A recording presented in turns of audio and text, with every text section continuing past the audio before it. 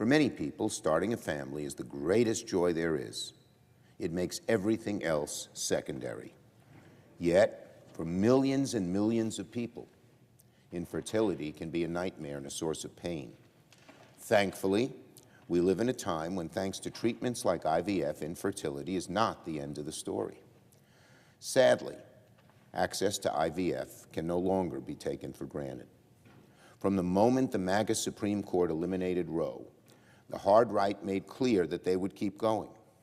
As we saw earlier this year in Alabama, IVF has become the next target of ultra-conservatives, and access to this incredible treatment is more vulnerable than ever.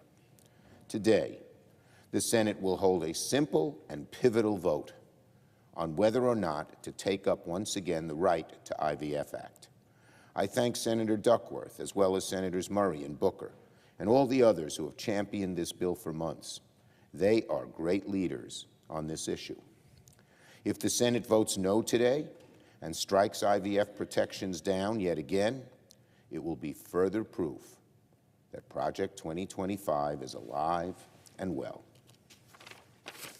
Remember, Donald Trump's Project 2025 is tied to the Heritage Foundation, one of the most important and extreme conservative think tanks in the country.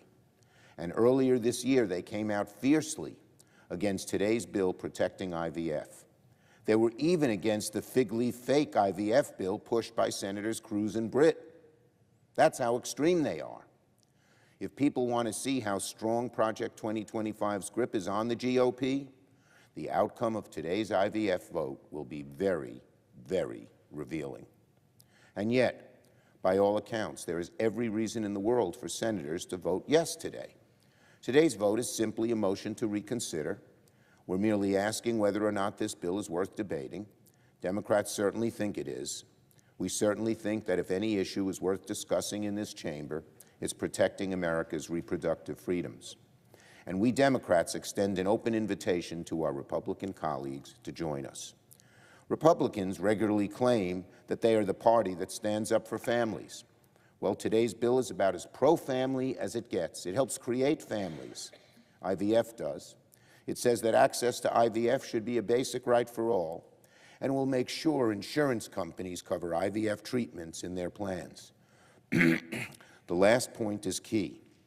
Expanding insurance coverage for IVF is something the vast majority of Americans support.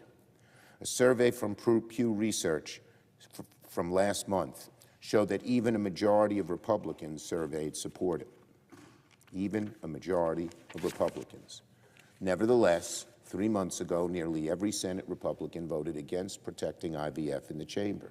It was astounding to watch them. With a straight face, our Republican colleagues claimed that of course they cared about supporting families, of course they supported IVF, just not enough to actually vote to protect it. That makes no sense. No sense. Republicans can't just talk their way past an issue as personal as IVF. What ultimately matters is how they vote on the issue. So to my Republican colleagues, today, you get a second chance. Either stand with families struggling with infertility, or stand with Project 2025, which aims to make reproductive freedoms extinct. If Republicans truly care about helping families, they should vote yes to protect IVF. If the Republicans truly reject the insanity and cruelty of Project 2025 and its extreme conservative agenda, they should vote yes to protect IVF. On the other hand, if Senate Republicans vote no today and strike IVF protections down again, it's further proof that Project 2025 is alive and well. So again, we hope Republicans join us to do the right thing. We ask Republicans to join us because women's reproductive freedoms are in a time of crisis, and we need to push back.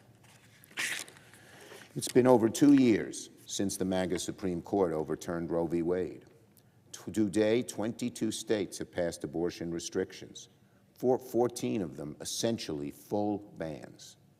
Over 1 in 3 American women have lost access to reproductive care.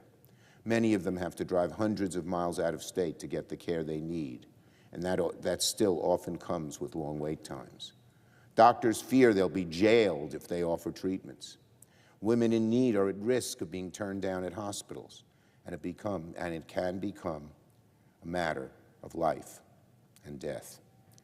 This week, America tragically learned of the first confirmed case of a woman dying because abortion bans prevented her from getting the care she needed. She was a young woman from Georgia, Mr. President, a 28-year-old and a mother of a 6-year-old. She had to travel out of state to get reproductive care. And when she needed emergency surgery after a rare complication, doctors in Georgia delayed giving her the care she needed because of the new restrictions Georgia had placed, because of new restrictions on the books. By the time she went into surgery, unfortunately, it was too late. She tragically passed away.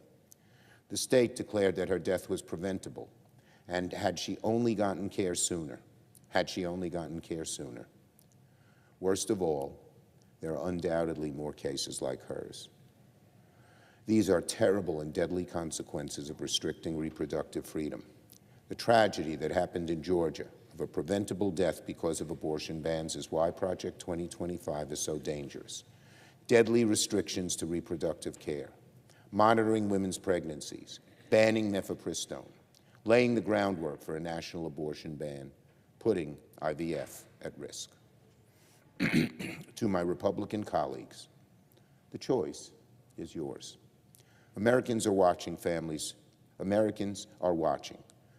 back home are watching, and couples who want to become parents are watching too. Republicans cannot say they're pro-family but against protecting IVF, but vote against protecting IVF. They cannot say they reject Project 2025 but vote against protecting IVF. That's what's at stake today. I urge everyone to vote yes.